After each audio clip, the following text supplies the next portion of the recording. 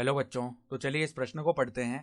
सिद्ध कीजिए कि फलन एफ एक्स बराबर साइन स्क्वायर ए एक्स बट्टा एक जब एक्स बराबर नहीं हो जीरो के और एक जब एक्स बराबर हो जीरो के बिंदु एक्स बराबर जीरो पर सतत नहीं है। तो देखो, हमें सिद्ध करके दिखाना है कि जो फलन एफ एक्स है ये बिंदु एक्स बराबर जीरो पर सतत नहीं है। तो प्रश्न में आगे बढ़ने से पहले इस प्रश्न से संबंधित जो मुख्य उदाहरण है उसकी हम चर्चा कर लेते हैं। तो देखो, मुख्य उदाहरण, यदि यदि फलन एफ एक्स बिंदु x बराबर a पर सतत हो।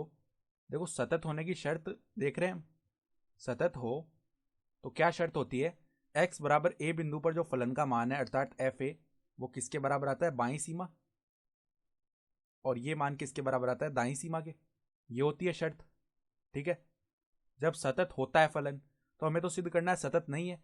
तो अगर ये शर्त पालन नहीं हो रही है तो इसका मतलब यही होगा कि सतत नहीं है फलन। या तो बाईं सीमा या दाईं सीमा का अस्तित्व ही नहीं होगा, या अगर अस्तित्व होगा तो बाईं सीमा और दाईं सीमा बराबर नहीं आ रही होगी। और अगर दोनों बराबर आ रही है तो बाईं सीमा और दाईं सीमा का जो मान है वो एक्स बराबर ए पर फलन के मान अर्थात एफ ए के मान के बराबर नहीं आ रहा होगा। ठीक है, तो पहले हम देखो एफ ए निकाल लेते हैं। तो यहाँ पर बिंदु एक्स बराबर जीरो की बात हो रही है तो एफ जीरो निकालेंगे। तो उसने देखो सवाल में बताया हुआ है कि जब x बराबर जीरो है तो फलन का मान एक आएगा। तो एफ जीरो का मान तो एक हो गया। ठीक है, अब हम बाईं सीमा निकाल लेते हैं। तो बाईं सीमा बराबर में लिमिट, देखो किस बिंदु की बात हो रही है? x बराबर जीरो पर। तो x को अग्रेसित करवाएंगे जीरो माइनस बाईं सीमा के लिए। ठीक है, एफ एक्स। तो देखो बाईं सीमा के लिए हम यहाँ पर x प्रतिस्थापित करेंगे जीरो माइनस एच और h को अग्रेसित करा देंगे हम जीरो की ओर। तो एफ जीरो माइनस एच बनेगा अर्थात माइनस का एच बन जाएगा। ठीक है, तो अब देखो लो, इसके लिए हम कौन सा फलन काम में लेंगे? जब x बराबर नहीं है जीरो के तो साइन स्क्वायर ए एक्स बटा एक है फलन की परिभाषा। तो यहाँ पर माइनस एच रख देते हैं x के स्थान पर। तो क्या बनेगा? देखो, लिमिट h अग्रसित हुआ जीरो की ओर और ये बन गया साइन स्क्वायर ए गुणा में h का मान है माइनस एच बट्टा में एक।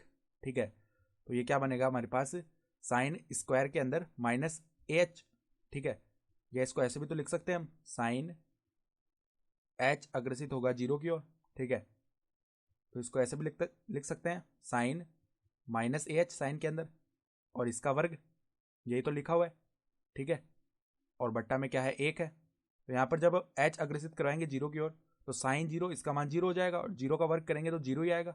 तो इस सीमा का मान जीरो ही बन जाएगा, बाईं सीमा का मान। ठीक है, तो अब देखो दाईं सीमा निकालते हैं। दाईं सीमा बराबर में लिमिट एक्स अग्रसित होगा जीरो प्लस की और एफ एक्स। ठीक है, तो अब देखो x के स्थान पर जीरो प्लस एच प्रतिस्थापित किया और h जीरो की ओर अग्रसित कराया। तो f यहाँ पर जीरो प्लस एच हो जाएगा। तो h प्रतिस्थापित कर देते हैं हम। तो लिमिट h अग्रसित होगा जीरो की ओर। तो फलन में देखो यहाँ पर साइन स्क्वायर ए एच बट्टा एक आ जाएगा। तो देखो h जीरो की ओर अग्रसित कराएंगे तो साइन जीरो का मान जीरो होता है, उसका वर्ग किया तो जीरो ही बनेगा और बट्टा एक है तो इसका मान भी जीरो आएगा। तो स्पष्ट रूप से हम देख सकते हैं, स्पष्टतः एफ जीरो का जो मान है वो तो कितना आ रहा है हमारे पास? एक आ रहा है।